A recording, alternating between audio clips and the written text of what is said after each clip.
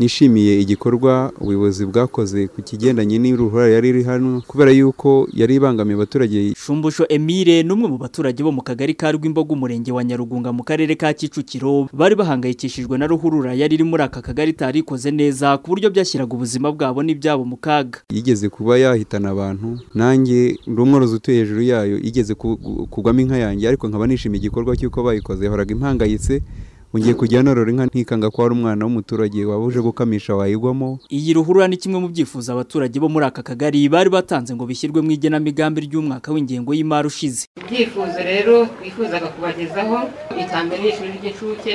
Kuri uyu wa kabiri tariki ya mbere Ugushyingo 2022 mu tugari twose tugize umujyi wa Kigali, ubuyobozi bwatangiye kwakira ibyifuzo by'abaturage bizashyirwa mu igenamigambi ry'ingengo y'imari y'umwaka utaha wa 2023-2024. Shumbusho Emile avuga ko bafite icyizere ko ibyifuzo batanze nabyo bizasubizwa. Ibintu anahurizaho na Nduwayo Samuel nawe wo muri aka kagari ka Rwimbogo. Ibitekerezo by'ubu ngubu byatanzwe nabyo ndizera ko bizakemuka kuko iriya ruhora niyo yari iri mu bintu byari bikomeye cyane. Ni byinshi byagiye bitungana n'ibitatunganye, bumvishe ko batubwiye impamvu bitatunganye. Dufite icyizere ko ibintu byo dutangiye ibitekerezo bizagera mu karere bikagenda neza. Perezida wa njyanama y'akagari ka Rwimbogo Kabakire John avuga ko bazakomeza gukora ubuvugizi kuri ibi byifuzo by'abaturage, ariko ngo n'abaturage bazakomeza kubigiramo uruhare. Ubuziga ni ubuvugizi kugira natwe dukomeze twibutsa abatuyobora ku rwego rw'umurenge n'akarere, ariko bitabujije yuko n'abaturage ibyo bashoboye kwikorera bazakomeza bagashyiramo akabo, kandi birashoboka. Hari nk'imihanda ureba n'ubu bagikora. Umuyobozi nshingwabikorwa w'akarere ka Kicukiro Umutesi Solange wanifatanyije n'abaturage ba Rwimbogo muri uyu muhango wo gukusanya ibyifuzo byabo bizashyirwa mu igenamigambi ry'umwaka utaha, avuga ko uretse ibyifuzo biba byatoranyijwe nk'ibyihutirwa guhita bisubizwa, hari n'ubundi buryo basubiza ibindi biba byasigaye.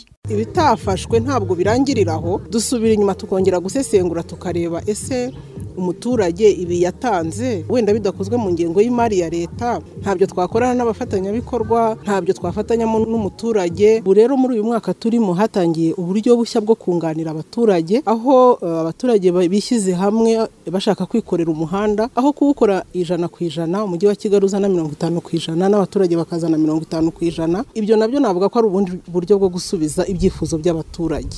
Nyuma yo gukusanya ibitekerezo by'abaturage bo mu tugari twose tugize umujyi wa Kigali, njyanama z'utugari zihitamo ibikorwa 9 byihutirwa bikoherezwa ku murenge, naho bikagenda gutyo kugera bigeze ku rwego rw'umujyi wa Kigali. Kwakira ibyifuzo by'abaturage bikifashishwa mu igenamigambi ry'igihugu ni gahunda ya leta y'u Rwanda yo gufasha umuturage kugira uruhare mu bimukorerwa.